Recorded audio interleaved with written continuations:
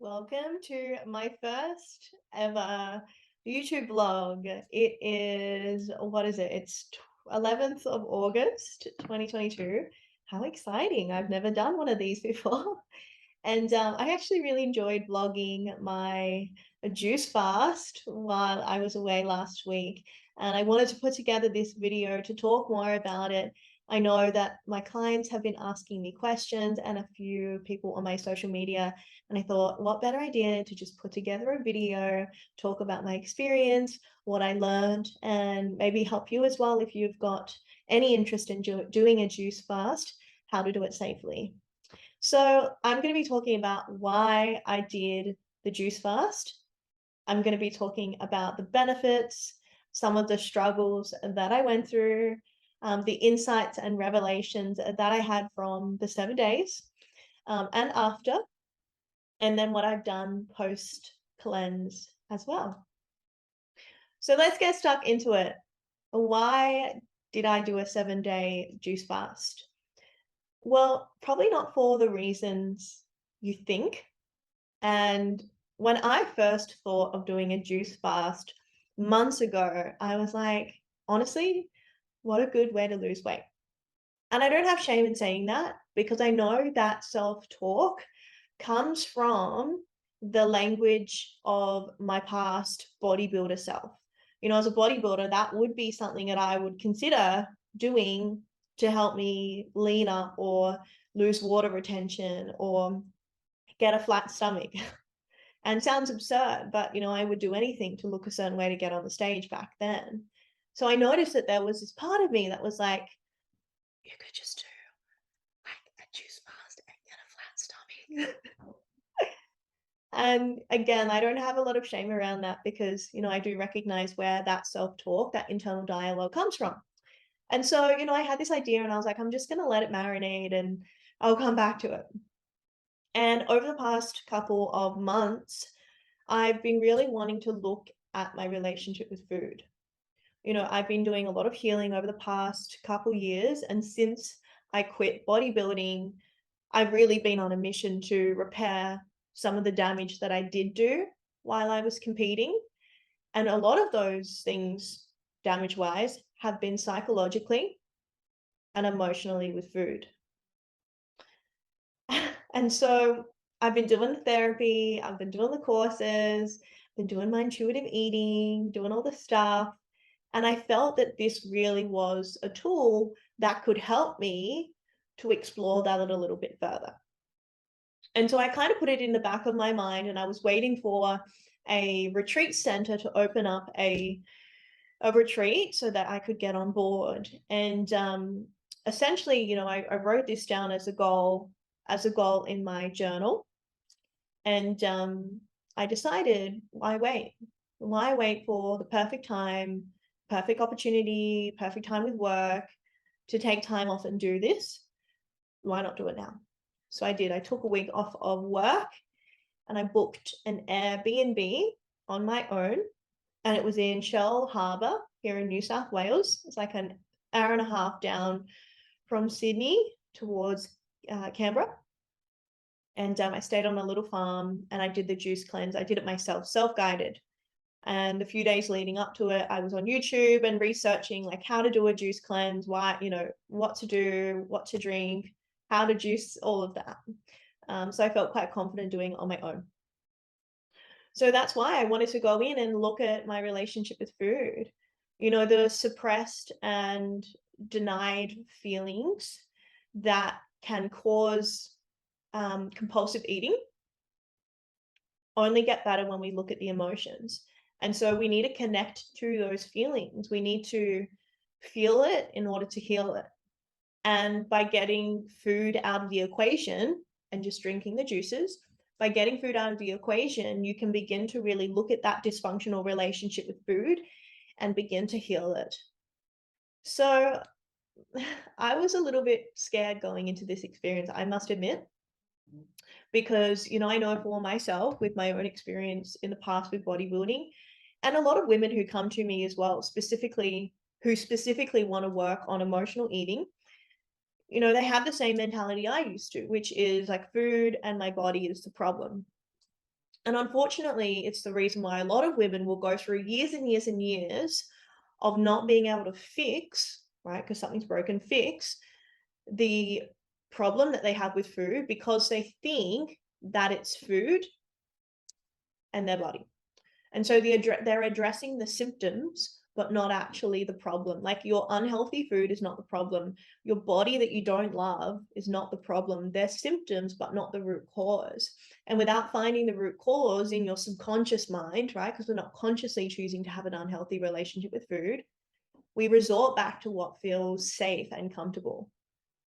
That's why they call it comfort food, right? So I knew, like, going into this experience that it was going to be difficult and there was going to be some stuff coming up for me. And I will share more about these emotional, mental revelations throughout the vlog. But for now, let's talk about the benefits.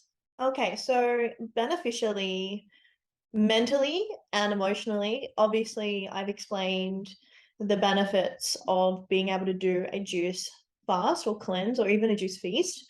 And if you're looking for those benefits, I would recommend working with a juice coach or going to a retreat center so you have someone to guide you through that.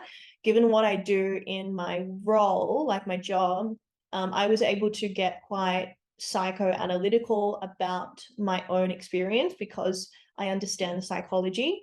However, if you don't, it's really hard to reflect or like do self-therapy. So I would recommend, if you're going for the mental emotional benefits, go there. But then physiologically, obviously the benefits you cannot deny.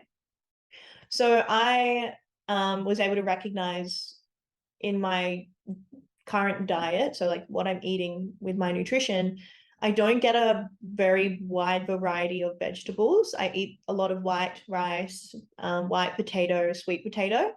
I love carbs, and we'll talk more about potatoes through the vlog and why that is. But obviously drinking juice, you get a wider variety of vegetables, particularly like greens, leafy greens. So by doing that, you're able to get more nutrients from what you're eating as opposed to, one variety of veggies. Also, by drinking juice, like your body is able to absorb the nutrients more efficiently because your body's not spending time digesting and breaking it down. Other benefits that I noticed were increased energy and clarity, but not until after the detoxification process. So while I was detoxing, I felt so bad. And then after the detox, then I felt really good. Obviously, it gives your digestion a break, and you're able to clear out your bowels from and your gut from, like food that's been stuck and stored in your belly. So it's great for gut health, great for your digestive system. What else? Oh, it's also good for when we look at the detoxification process. So detoxing, like caffeine, detoxing any like bad stuff that's in your body, also getting rid of potential parasites that are in your gut, which is really gross, but obviously really important because we don't want them in there. Obviously really good for like hydration because you're just drinking like water essentially with nutrients. And also like reveals like your weaknesses with food. So things like, like parasites and stuff like that. And then you get a really good clean, I guess. Like I felt so light and clean towards the end of the juice fast. So physically, obviously, there's a lot of benefits there that come from it. A lot of people use it when they've got, cancer or diseases, when there's a dis-ease in the body, there's a lot of science that's backing our gut-brain axis, and that our stomach almost like has its own brain and nervous system, and it connects to our brain through our polyvagal. And so when we look at our central nervous system and we start to look at neuroscience models, we can't deny that even not just physically, like physiologically, but neurologically as well, there is a lot that's happening when we look at our relationship with food. And by working on that, we can begin to restore homeostasis. And so the system's not in the state of dis-ease and constantly trying to survive and attack what's happening in our bodies, all of these states of dis-ease. So let's dive into the vlog, and then I will circle back around and talk more about my struggles, but a lot of my vlog highlights all of that. So let's dive in. Good morning. I have woken up feeling quite hungry today, actually. Harry's watching the vlog. Oh, I love him so much. I've woken up feeling quite hungry this morning. It's Saturday, which means I don't actually officially start my juice fast until tomorrow. But for some reason, I woke up feeling really hungry today. And I've decided I'm going to have a juice this morning. I'm going out for lunch with a girlfriend today, and then Jenna and I are just going for a little like celebration dinner. There's been lots of big things that we've been working on, particularly with the public speaking panel that I did last weekend, and some big movements happening with Jenna as well. She had her launch for Big Appetite. So this morning I am actually going to show you what I'm going to have. I'm going to have, oh Harry, I love you. We just gotta come have a look at Harry for a second. Look at him. Look at you. You're so cute. You've got a full fan club of people that love you, Harry, and you don't even know.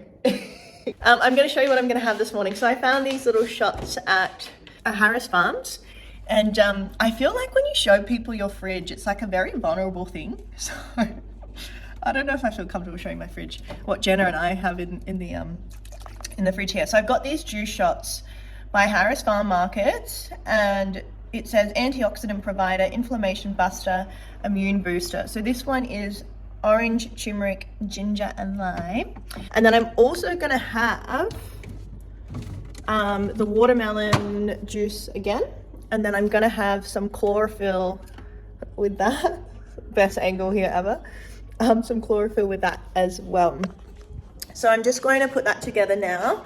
And then I'm gonna go sit out on the balcony. You can see it's a beautiful sunny day here in Sydney, so I'm gonna go enjoy some vitamin D, and I'm gonna have a really, really big glass of this because Tamara and I are going for a walk today, and I know after that I'm gonna be quite hungry and I won't be eating till lunch. So I'm just at the markets here at Marrickville, the farmers markets, and it's like the hardest thing ever because all the market stalls have these amazing food places, and you can like eat all these amazing like sandwiches and pastries and like dumplings, and everything's freshly made. And the smell, oh my god, every time I walk past a market stall, the smell is just amazing.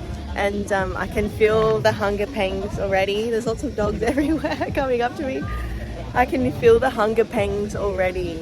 And it's funny walking around and just noticing like a huge culture around food and people coming together, and people are happy and kids are running around, and food really is an opportunity to like bring people together being happy, and I'm just kind of like seeing that, and it's really interesting. But it's so nice here at the market. I've got all my veggies. I think I spent about $100, and I think this will take me through for another four days. So I'm just walking back to the car now, and about to drive to the farm.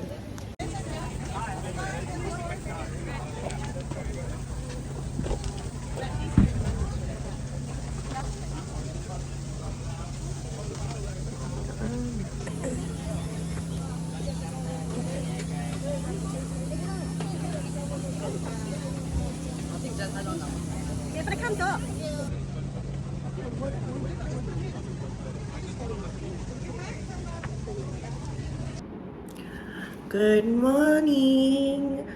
Oh my gosh.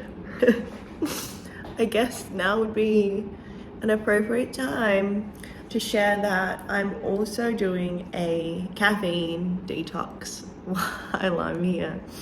So I'm currently sipping on a tea. It's just a strawberry raspberry tea in a Starbucks cup. And just looking out at the farm at the moment. I'll show you.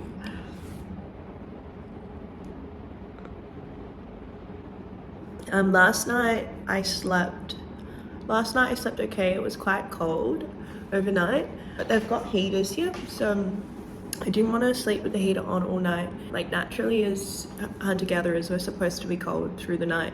We used to sleep on the ground in caves, so like being hot while we sleep is not a natural part of our homeostasis. So I was like, just a little bit of warmth so that I'm not teeth chattering cold. But then other than that, I just had to kind of snuggle up through the night. I woke up naturally at 7:30. I haven't been setting an alarm, although I forgot to turn my phone alarm off, so I went off at 5 a.m. I had some weird dreams last night, like crazy weird dreams. And I think because I had a longer sleep, like an extra 2.5 hours, I typically get REM sleep at the later time of my sleep window. So usually between the morning of 3 and 5 a.m.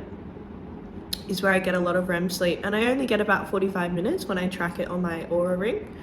I only get about 45 minutes, which isn't very much, but when I do sleep in, I do notice, because that morning window has been extended, I get a lot more REM sleep.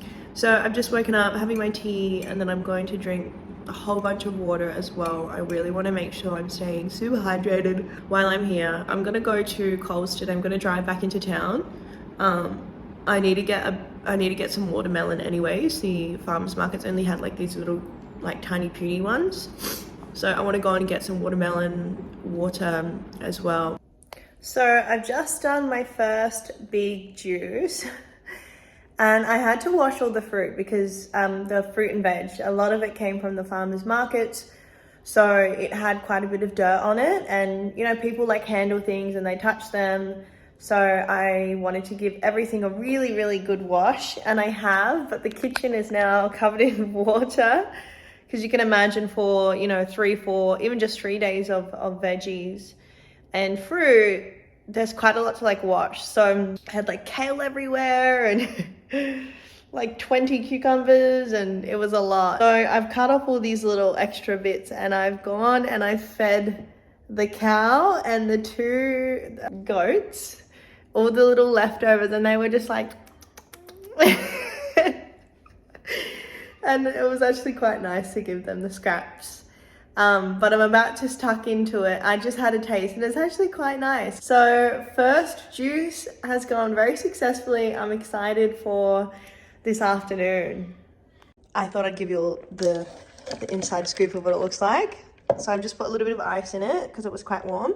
This is my little juicer. It comes out of here, and then this is all the pulp, and then this is me trying to wash all the veggies. This is the water that I got absolutely freaking everywhere, and these are little scraps for the goats and the horses, and then I just need to find some more room in the fridge for that. But let's get tucked into it. Yum.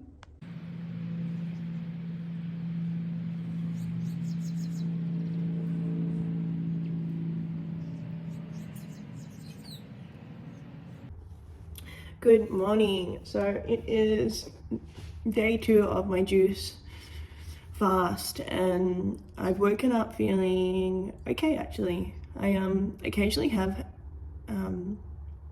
like headache pangs, like they come and go, but I thought that the detox with the caffeine was going to be a lot worse, and it's not, which is a good sign.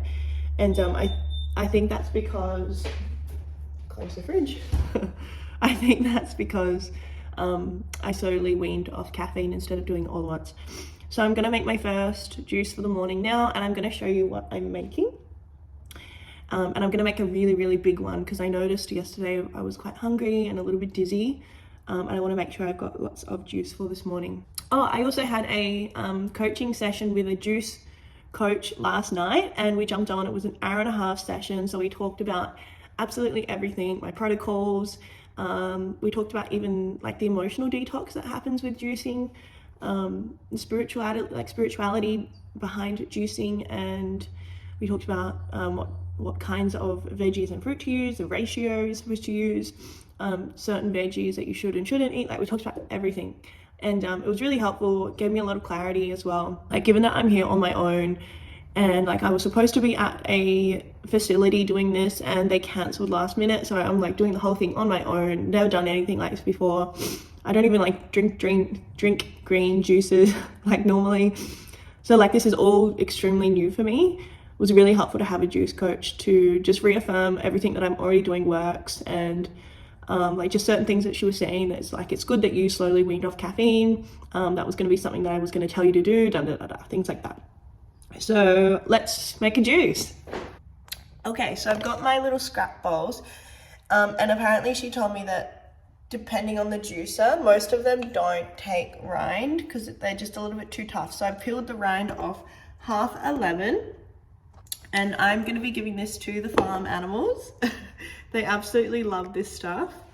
I've also then put a knob of ginger in the bottom here, and I'm not going to grind it just yet because it's quite loud, but I'm going to get some more things from the fridge. Okay.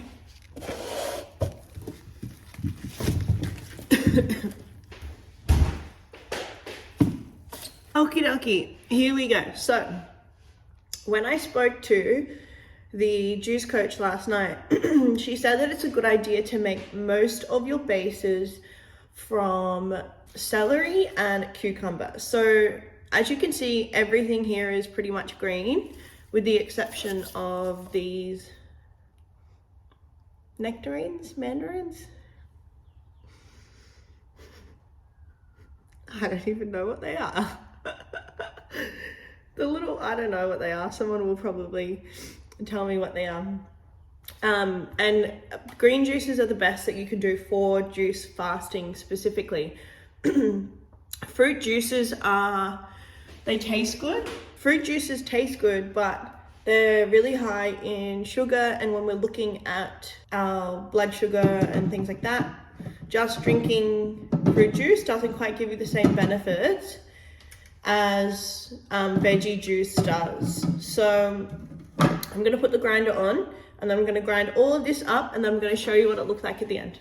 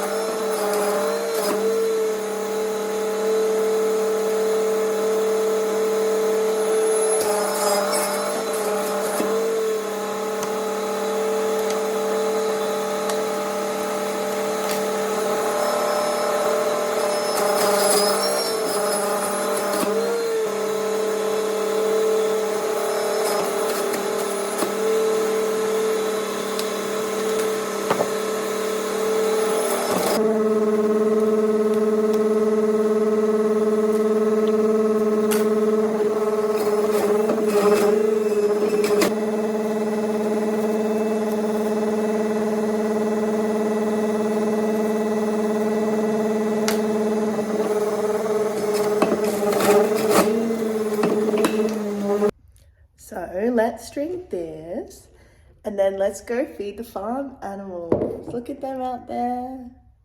They're just waiting for me to come feed them with all the yummy green goodness.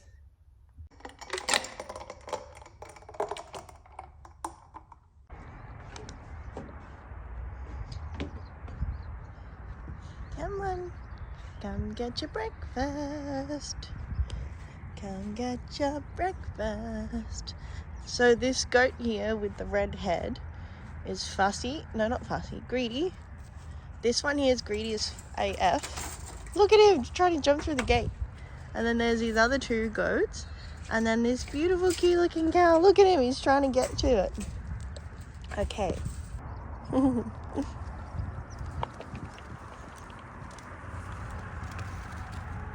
There you go. All the yummy goodness. Uh-oh, I accidentally got it on the goat. Wait, be nice. Good morning. Hi.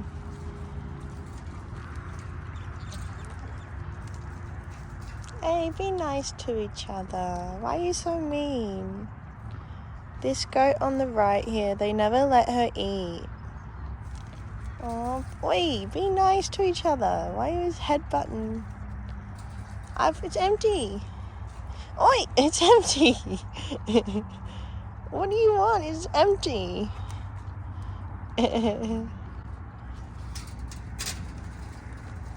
Oi! Oh my god! She was like, get your butt out my face. So I've decided that I'm gonna go into town, and I've booked myself in for a full body massage at a just like a little massage clinic, and I just want to go in and like do some relaxation. I know that also getting some of the like lymphatic drainage would be really good for my body as well, just for some of the toxins too. So I'm gonna go in, have a massage. It's 100 minutes, which is like an hour and 40, I think. And yeah, then go down to the beach after. I'm gonna drive down to the beach and just sit by the water, do a bit of journaling, and just be in the sun, just get away from the farm for a little bit. Obviously it's just like me, four walls, and like some farm animals. And yeah, I'm just not used to, there's like nothing to do here. And it's interesting because I can feel my mind looking for like stimulus and things to do, and like I want to go for walks and I want to read and I want to do this and like I really should be resting, but I would just want to do something for myself that feels like self-care, self-love. So I think the massage will be nice, and then go down to the water after, just be by the ocean for a bit and just be with my thoughts, and do some reflection on what's coming up for me and how I've been feeling the past couple of days. Good morning. I've woken up feeling like a really sore throat. I'm not quite sure why. It's pretty cold overnight, but I did sleep with a jumper and trackies on, so I'm not quite sure why I've got a sore throat. But I wanted to show you this because this is a tongue scraper. It's a copper tongue scraper, and when you wake up you have a lot of toxins on your tongue, and if your tongue is white, which mine is, oh gross, if your tongue is white, this helps to scrape the toxins off your tongue, so that you get them out of your body. And I'm going to show you like my tongue. My tongue's quite white, it's quite gross. Like all of that there. Gross. So you just grab this thing and then you just go, yeah. That's so gross. Sorry, I had to see that graphic. So I've just been doing that every morning, and again, the tongue scraper helps you to scrape away the toxins essentially. So yeah, I'm feeling a bit gross this morning just with my throat, so I'm gonna go have a tea and do a bit of journaling, journaling, and maybe do some reading, see how I feel mentally. I just did a Google search and figured out why my throat's feeling weird, and I keep like coughing up all this phlegm and mucus, and I thought it was that I was getting sick. And I did a Google search, and I love Google. And essentially what's happening is, with all this phlegm and mucus, the body does that to flush out bacteria and toxins. So when you're sick, the body does that to like bind the bacteria and toxins and like get rid of anything that's in your body. And I was sick a couple of weeks ago, so this could be potentially the body getting rid of those, that bacteria, getting rid of maybe some of what was left over from being sick. But apparently it's a good sign. So I've been trying to cough it up and get it out of my system, and apparently it's a good thing. I must say, one thing that I've noticed is that my skin has been so nice over the past couple of days. Like, I don't know what it is about it, but it just has this natural glow. And I haven't done my skincare routine this morning yet. I just want to come in and neck some water first. But I haven't done anything, and I just feel like I've got this like nice glow, and it just feels really hydrated.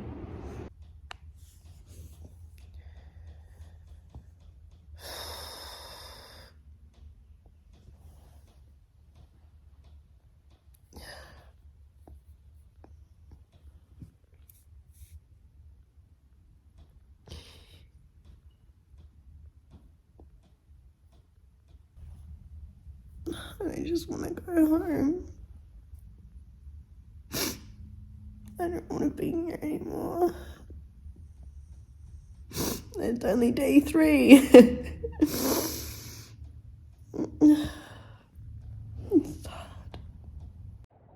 Today was probably the hardest of all 4 days since I've started my juice fast.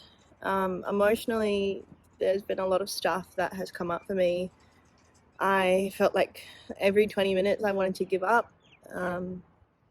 My first juice for the day, I don't know what kind of recipe I did. I've sort of just been like going with intuitively what tastes good. And yeah, the first juice that I made just tasted like absolute shit. And I think it threw me off for the rest of the day because I just emotionally felt like I didn't want to be here. I didn't want to do it. And was just really hard on myself. I also had some insights emotionally around my relationship with food and just some stuff like growing up with mom and some of like my eating habits. So that was kind of that was a lot. That was a lot. And I still think there's a bit to process there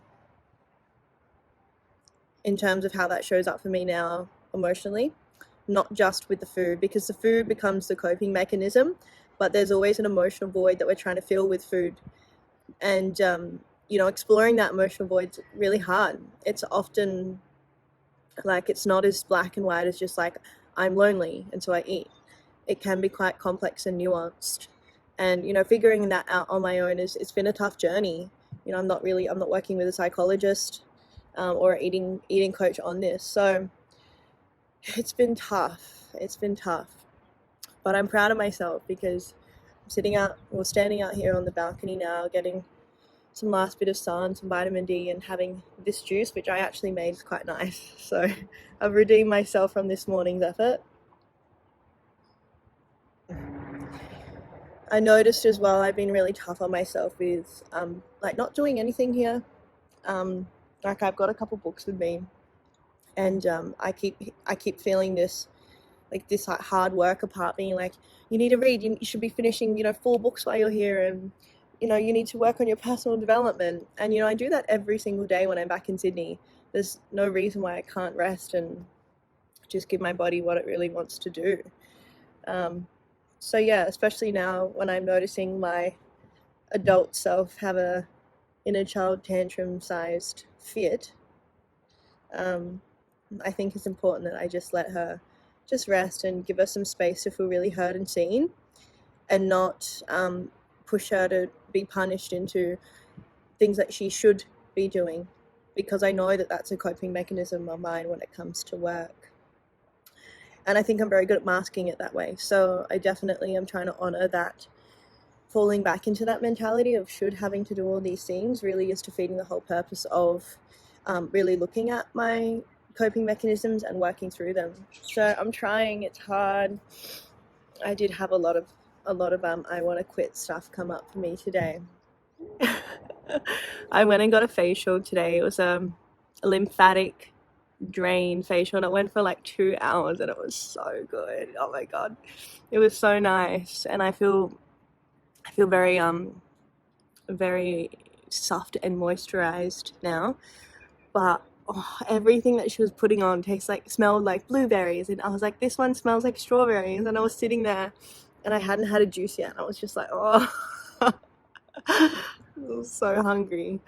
But being in town's hard because like every second shop is a food shop.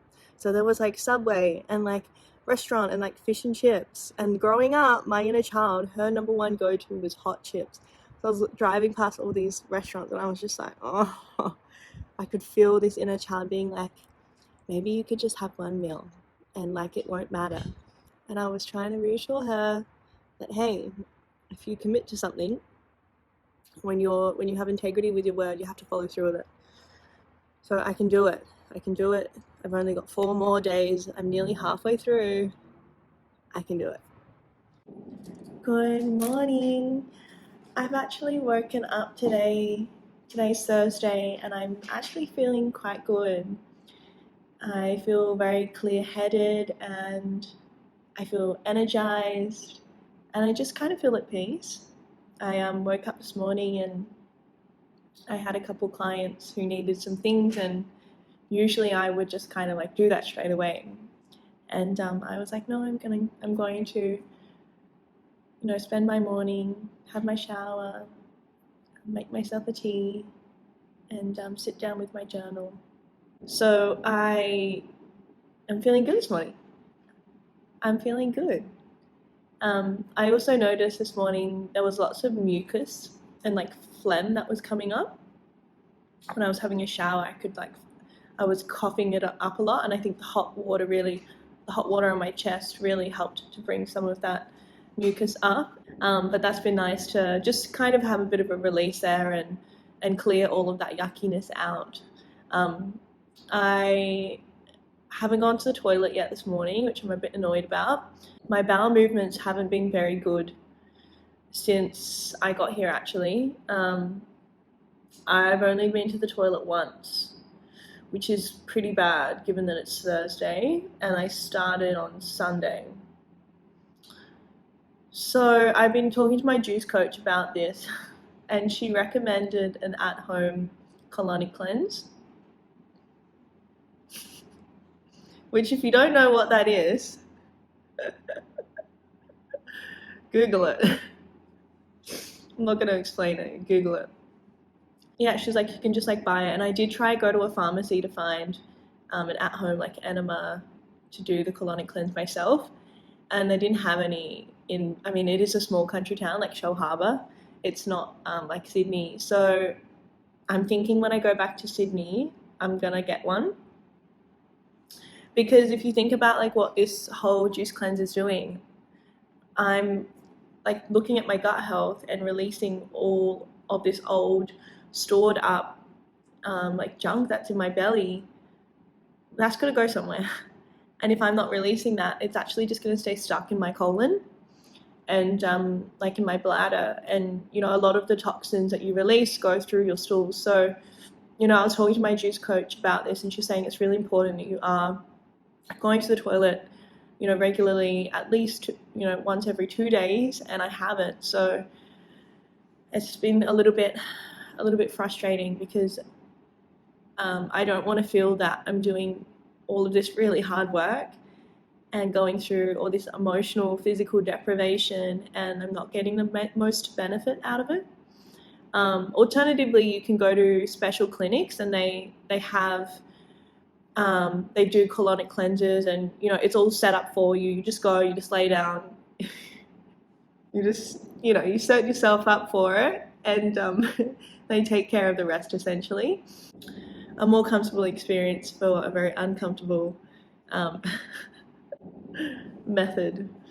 So I will have to have a think about that on my way back to Sydney, whether I want to just go to some clinics or do it at home.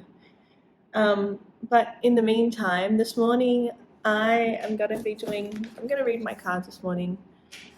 I've been doing a lot of reflection here, and obviously coming back to Sydney, I just want a bit of guidance from the universe and my spirit guides. So I'm going to do a past, present, future, and then I'm going to do 3 questions. So past, present, future. So I'm going to pull 3 cards, and then I'll see how I'm feeling. I might do some journaling, do some reading, and then pull 3 more cards and ask 3 specific questions.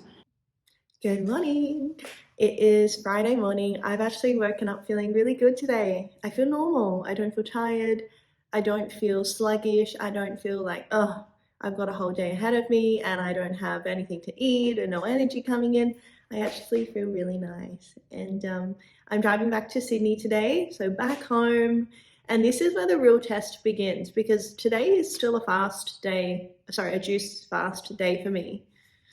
And I've got a birthday dinner tonight with some girlfriends. It's Danny's birthday, and there's going to be quite a few of us there. And I'm sure there's going to be a few drinks. And I'm not supposed to be drinking alcohol, and I also can't after my juice fast for 3 days.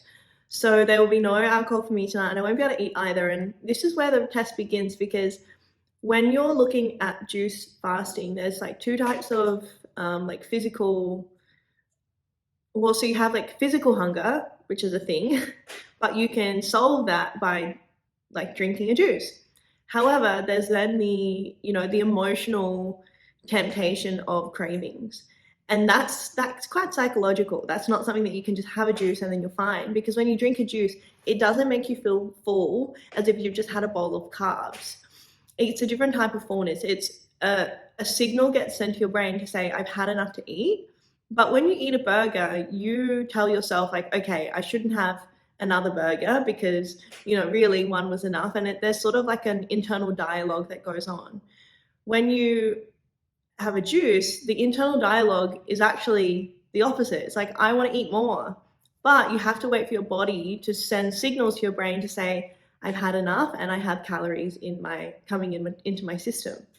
And so, like, going to this dinner tonight, I think is going to be a little bit tricky. Like, even when I went to Coles yesterday to get some more veggies, I could just smell some like hot food, and I was just like, oh,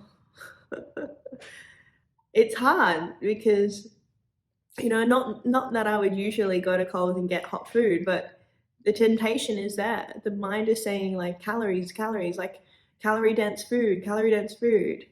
And psychologically as well, there's parts of you that associate those kinds of foods with love. Growing up, that's the type of food that my family and I used to make a nice hot meal. You sit down with your family. And so, with juice, you just don't get that. So that was one interesting insight I actually had, which I'll talk more about at the end of my recap of the whole week. It was around hot food and what's going on there psychologically too. But I'm back to Sydney today, and then tomorrow will be my last juice day because I started last Sunday. So Saturday will be my last juice day tomorrow.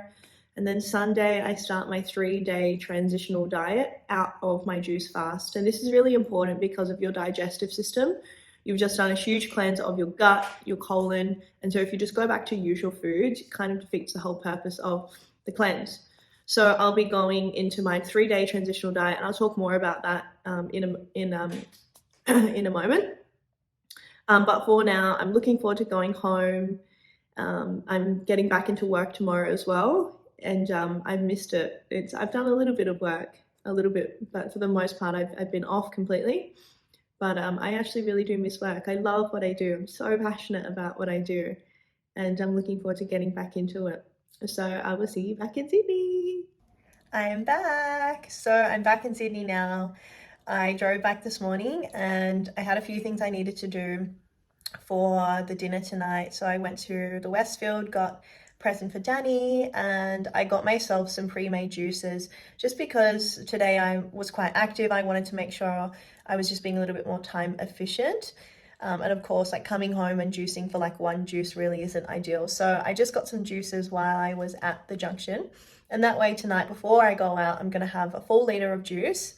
And that way my belly's nice and full of juice. And I think that obviously being out to dinner tonight with the girls and there being cocktails and food, like it's going to be hard. But I think knowing that my hunger cravings are actually satisfied should really help. So I'm glad to be back. I'm going to do a full update this Sunday, which is when my juice fast finishes and I start my 3-day transitional diet out of the juice. I'll update you all on my experience. And yeah, I'm really proud of myself. It's been a huge journey, and yeah, we're nearly there, home stretch.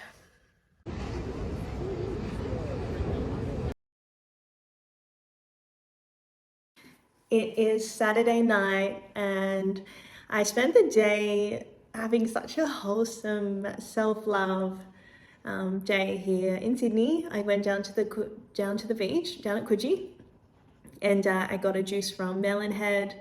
And I have to show you a video of Melonhead. Like, they have the best juices. Like, I'm so glad that there's one like 5 minutes down from where I live. We walk down to the beach and you can order literally any juice. They have like smoothies and stuff as well. But obviously I got a fresh juice. I got a green one, which was yummy. It was so nice. I went to a cafe, did some reading, bit of journaling, came home. And then I had a bit of a busy day. I had to go to IKEA to get a few things for the place. And then I had some family come over just now. So it's 7 p.m. They've just left. And I'm breaking my fast. This is my first Meal I wanted to show you all. I'm having a homemade pumpkin soup. I didn't make this. It was made by, I don't know who made it. It was it was made for my housemate's boyfriend. So thanks Liam for that. And it smells so nice, and I can't wait to tuck into it. When I poured it from this container here, I like they had some on the edge, and I was like, I tasted it and I was like, oh my god, it tastes so nice. So I'm about to tuck into this right now, and this is what I'm going to be eating to break my fast. And I'm just going to start with a small bowl and see how this sits in my tummy.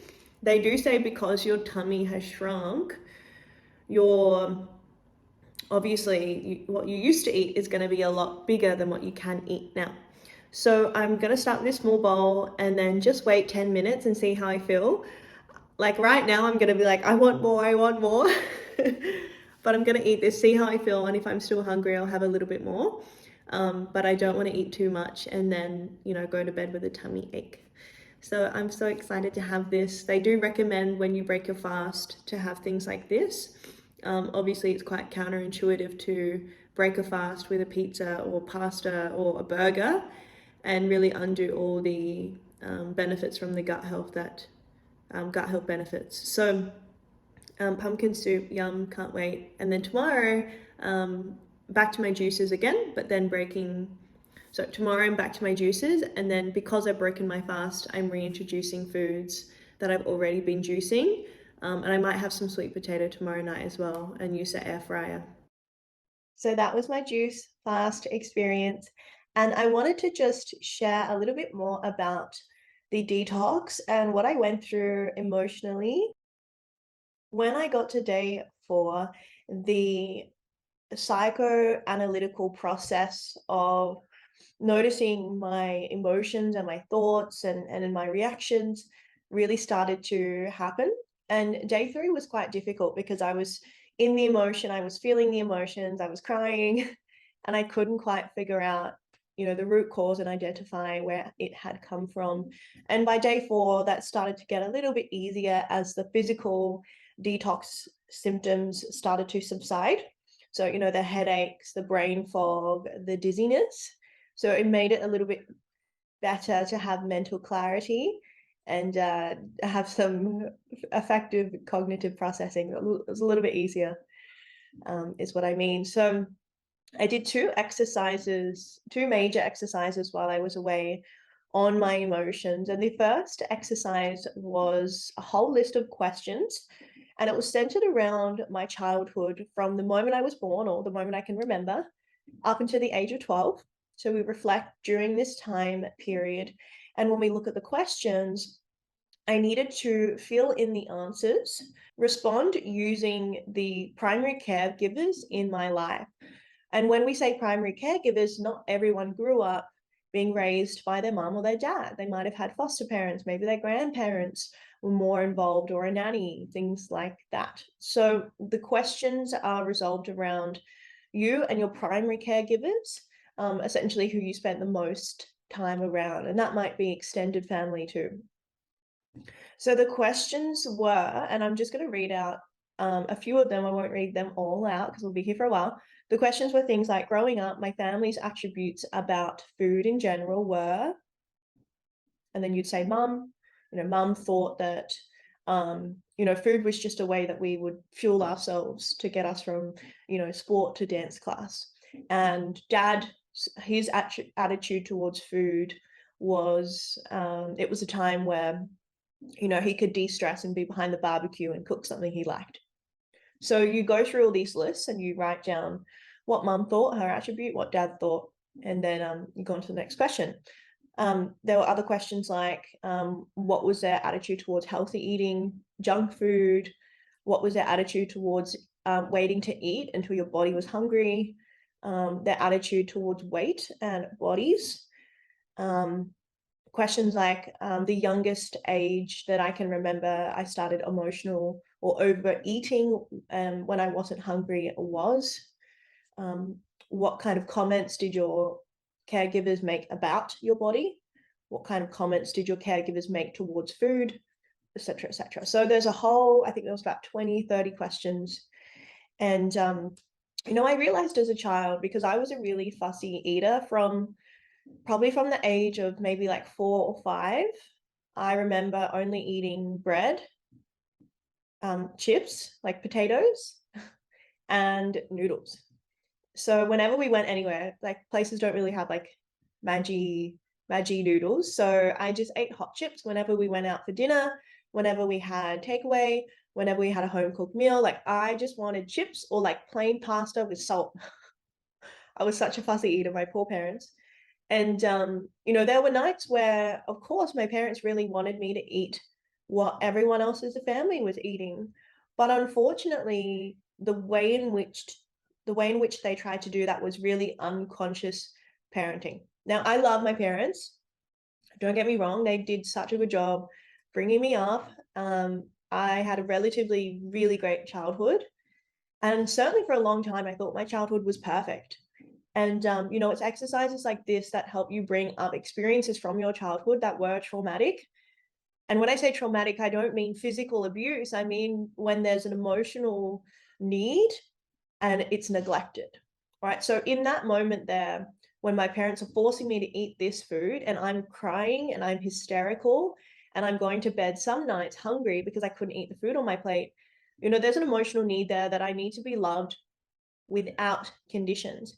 And because my parents at some stages were so angry and I felt really scared, I felt really unsafe, I then made the association that my love came from the conditions based around my food. If I eat certain food, then I'm loved. And if I don't, then I'm not loved. And because I tried to eat this food and I really just didn't like the taste of it. It wasn't like I was trying to be vegetarian. I would just put it in my mouth and I remember being like, ugh. And so for me, I then associated safety with what I was already eating. So chips, hot chips in particular, like pasta and noodles. And so when I understand how that shows up for me now, and I associate comfort with those foods, I recognize that those are the foods while I was bodybuilding, while post show I was sabotaging, that I would reach for those foods because they had an association with feeling safe and feeling comfort. And it reminded me of how unsafe it felt to have a relationship with food where I felt out of control. I didn't feel in control. I didn't have a choice for what I was eating. And that's pretty much how a whole bodybuilding experience feels. You don't have the choice. You're out of control. Like you have to follow the macros, you have to follow the calories. And then so post show, my nervous system crashed. I got dysregulated and my coping mechanisms went back to what felt familiar. And even post show, I don't do bodybuilding anymore. I still notice that when I'm extremely dysregulated, and for anyone who doesn't know a lot about your nervous system, dysregulated means anxious, depressed, extreme amounts of stress, right? So stress is a survival mechanism. The stress is not good. We're not supposed to be stressed. We're allowed to have acute amounts of stress. So stress comes on and then we downregulate. But a lot of people don't downregulate their stress. They become stressed and they stay stressed. That we call it stuck on or stuck in hyper arousal. And you're not supposed to stay there. It's really just living in survival, living in autopilot. That was my experience for many years. And so when we crash, the nervous system tends to go for coping mechanisms to naturally try and come back into homeostasis out of our sympathetic nervous system, which is fight or flight. Anyway, so that exercise there really helps me to understand why I reach for these types of food. And up until then, I just thought like, oh, it just tastes nice. Like, yeah, it does because it's high in fat, really salty, rich food. So of course it tastes good. But it was a lot more psychological. There was an inner child in there that when I felt unsafe, she would reach to her coping mechanisms that she created as a little girl during phases where she felt very unsafe. So that was big. When I realized that during my juice fast, I was like, whoa. And I didn't quite put the puzzle pieces together until Monday, which was the second day of my post-juice cleanse. So it was the second day, 2 days post, and it all sort of came up at once. And I went, this is the last missing piece of the puzzle, and I was able to figure it out. The second exercise that I did was a little more generalized and a little bit deeper. It's called Underneath the Surface. And instead of it being directly related to food, it was related to more general emotions that are coming up, and they might be in other areas of your life, like work, career, relationships, and then figuring out from there how food plays a role in those emotions. So the second half of the exercise, or the second exercise, you're asked to write, I feel addicted to, I feel compulsive about, I feel I have high expectations around, I'm overwhelmed by, I feel hopeless about, I judge people for.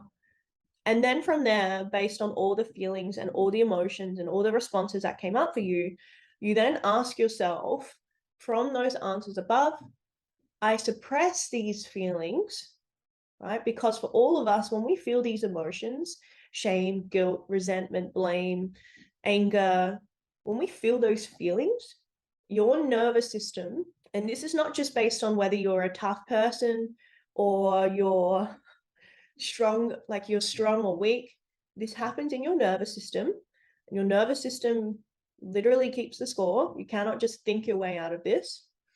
What happens is it activates a part of your brain called your limbic system. Your limbic system is your emotional center. Now, if that feeling is associated with pain in your past, so for example, for me, it was associated with the feeling of being unsafe as a child, then your limbic system will activate parasympathetic, your amygdala will start to initiate your fight or flight response, and you will then go into, an amygdala hijack, essentially fight or flight.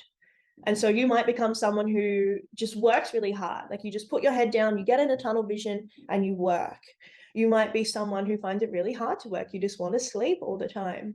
You might be someone who goes to the gym and you punish yourself. You do a 2-3 hour gym session.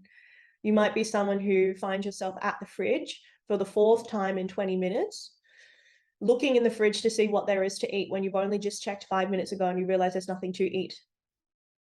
So this is where, when we go into the fight or flight, it's because we've suppressed those feelings and the nervous system goes, something feels unsafe and I don't know why, let me cope with this.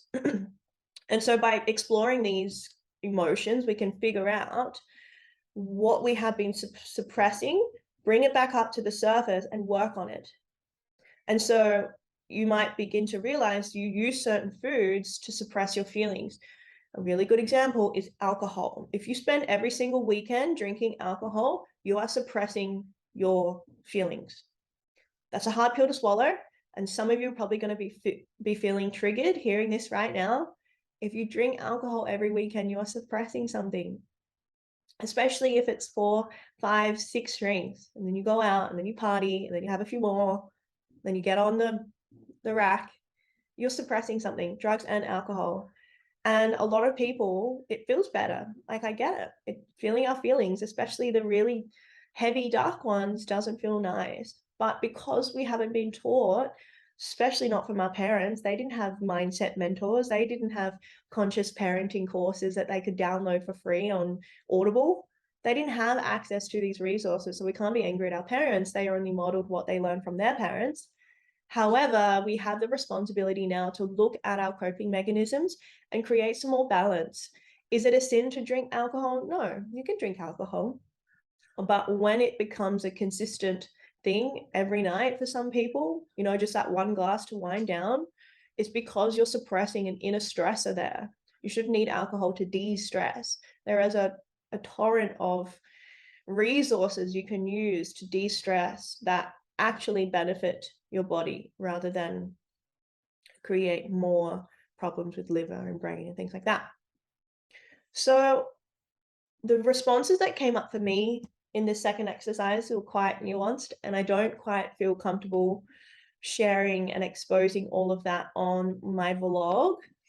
But I did come to terms with a lot of the things, particularly related to perfectionism and work. I mentioned in the vlog that I'm noticing a lot of parts of me come up and say, you know, you should be reading, you should be doing this. And I had a lot of revelations and insights there, specifically related to being here in Sydney and working and being an overachiever. You know, and being a high achiever is still a very big desire of mine. I like being a high achiever. I change people's lives. I sometimes save people's lives, and that's really beautiful work. So being a high achiever really allows me to do so much good in this world and in other people's lives. But I do know being an overachiever comes at a lot of sacrifice of my own health and happiness, and that's not healthy. So that's something I really wanted to reflect on, my perfectionism and those little overachiever parts of mine. So post cleanse, my 3 days, I really made an effort to follow a few specific protocols. And I wanted to do this because obviously the eating side of things was important, but it wasn't the main reason I went into the juice fast. And when we learn things, if we don't integrate those things, right, we don't integrate our lessons, they just become like thoughts, like, oh, I think I should eat intuitively, but unless we practice it, they're just thoughts, just wishful thinking. And so the protocols that I followed was no eating in the car, no eating in front of electronics, and this includes laptop, computer, TV, phone. Eat sitting down, never eat in front of the fridge or so never eat at the fridge or from the fridge. Right, so eating directly out of the fridge. Only eat till 80% full before you decide if you want more. Don't eat if you're not hungry. Just quickly with that one there, if you aren't hungry and you're due for a meal, let's say it's lunchtime and you haven't eaten since breakfast, it's an indication that your digestive system has shut down because you're in fight or flight. That's what happens. Your body doesn't prioritize that, doesn't need it to survive. So, or doesn't need to get away from the direct threat in the system. And so if you are not hungry and it's time for a meal, it's been a good 3-4 hours, you need to do some relaxation, like some breathing or a quick meditation. And I often find I do it and then my tummy starts grumbling. So don't eat unless you're hungry. And if you aren't hungry and you're due for a meal, do some relaxation, some breathing. I get out on the balcony, just get some fresh air. That always helps. And then the other one is if you are hungry, eat. Now you need to be able to identify, for myself, I needed to be able to identify the difference between an emotional craving and hunger. Emotional craving, when you check in with your body, there's no hunger cue. Whereas hungry, physically, you check in with your body and you can feel the physical hunger cues, your body telling you it's hungry. And a lot of people don't have a connection with their body in that way. They get a craving and they think that it's hunger. You know, for example, you have dinner and then you have a craving for dessert. You're not actually hungry if you've just had dinner. And a lot of people, it always baffles me. We never did this growing up, but you know, I used to have a Brazilian boyfriend and the culture there, they love sweets. So we would finish dinner and literally before we could move the plates off the table, dessert was being served. And I just thought it was kind of crazy that we still have this need to satisfy this sugar craving when we're not hungry. You know, people say like, I have a second stomach for it. And I get what you're trying to say, but what happens is you create more of a disconnection and your body begins to not trust that you can listen to your hunger cues. So really check in with yourself. Are you actually hungry or are you just satisfying a craving right now? And for me, right, you might have different goals with your food, but for me, I find that if I'm only eating based on what I'm craving, that's only creating a disconnection to my emotions. Does that mean that I can't have sweets? Does it mean I can't have hot chips? No. But it allows me to identify, am I only eating because I'm suppressing an emotion? Or am I eating because I actually want to enjoy this food? Am I consciously putting the hot chips in my mouth and going, yum? Or am I disconnecting and I'm watching TV or I'm in the car or, you know, I'm quickly going from, you know, task to task and I'm trying to get that quick fix in. There is a big difference there. So those were my protocols that I've been following. And typically because I do so much work behind my computer, the not eating in front of the screen has been a big help, and it helps me to eat intuitively. And that way, when I do get to 80% full, my body's actually telling me that, hey, you've had enough, you're satisfied. In the past, that's something that I've never been connected to, because the goal is just to get it all in and then you're done. Whereas when the goal is to notice what's coming in and notice how you're feeling as that's coming in, the outcome then changes. And it's really powerful what you can begin to realize and the connection you can make with your food. So that is it. That's my 7-day juice fast. Would I do it again? Yes. Would I do it again on my own? Hell no. On my own in the farm, doing everything by myself with nothing to do except feed the goats and the cow was really, really difficult. If I were to do it again, I would go to a retreat center, and I had booked in for a retreat center, but they canceled. So I would do that again, but next time go where they can do, breath work and meditation and yoga and walks and hikes and swimming and, nice weather and outside in the sun and reading, and have more of an experience where you're supported by coaches at the facility and you're supported by the people around you who are also doing the juice fast with you. It was very lonely on my own, and the space was great, but I must admit by day 5, I was going a little bit crazy. So that was my my big lesson as well. Would I recommend you do a juice fast? It depends. I know for me, because of what I do professionally, I was able to realize a lot of what was coming up and work through it with psychology, with neuroscience.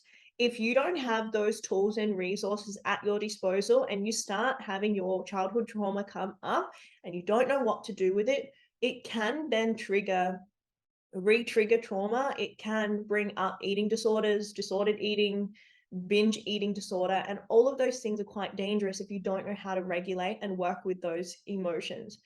So if you're struggling with anything that I mentioned in the call today, please do your research before you go into a juice fast. If your primary goal is to lose weight, do not do a juice fast. You will not lose weight. You will lose water retention, which is not body fat. And again, you could re-trigger trauma and trigger predisposition to eating disorders, emotional eating, binge eating disorder, etc. So I have had people reach out to me, and my first thing has always been, I do not recommend this, but if you're curious, do your research, and hopefully what I've shared has helped you in whether you're deciding you'd like to try it or not. Go to a retreat center where you have people that support you along that journey, and maybe start with 3-4 days instead of committing to the full 7. Really trust yourself in that experience, and remember, like, the outcome is to learn things about yourself. Physically, you're going to get the benefits with your gut health, but I definitely think, this is just my personal opinion, and professionally as well, I definitely don't think anyone should be doing a juice fast to lose weight or body fat. It's really not a solution, and it can actually create more problems. So leave a comment below, subscribe, hit the like button, do all the YouTube stuff, support this video. The more you do, the more people I can share my experience and story with. And let me know, like, what do you want me? I might do a part 2 video. What do you want me to share more about in my experience? Was there anything that I missed or anything you're curious to know more about? Comment below and I might make a part 2 video if I get enough responses. But let me know as well, what did you learn from my juice experience? What came up for you as I was reflecting on my emotional experience with your relationship with food? Until then, I am sending you all so much love, so much light, so much happiness and good energy. Make sure when you're looking at your relationship with food, be really gentle with yourself, really kind to yourself. We're all on a journey, and even for myself, been doing this for years, I'm still on a journey of healing myself too. So be kind to yourself. This is big work, healing and personal development. It's not for the faint-hearted. And if you're here and you're here to learn, you're part of that tribe who is willing to challenge and get uncomfortable with their experience and relationship with self. So I see you. It's big work, it's hard work, but really beautiful. Reach out to me if you're feeling triggered or anything's coming up for you and you need some help and some guidance. I have a program that I'm running called The Conscious Woman. Sorry, men, I don't work with men. But come join us in The Conscious Woman. We do talk about restoring your relationship with yourself, your body, And I teach you a lot of neuroscience tools to get you out of survival so you can begin to do things like intuitively eat, so you can begin to restore equilibrium in your nervous system, work with your psyche. We do shadow work on your past, so you may be able to bring up your relationship with food, bring up the needs that you didn't get as a child, and then begin to create a pathway for you to restore that for yourself and really give that inner child the healing that she needs and the love that maybe she didn't get as a little girl. So that's the work that I do with the girls in the Conscious Woman. We do intakes every month. And so if you're wanting to do that, you can reach out to me through Instagram, send me a DM and say, hey, Nikki, I want to know more about the Conscious Woman. And we can chat there, we can get on a call, whatever works for you, and chat more about what that looks like in your journey and what you're struggling and wanting to work on. Lots of love, and I'll see you next time.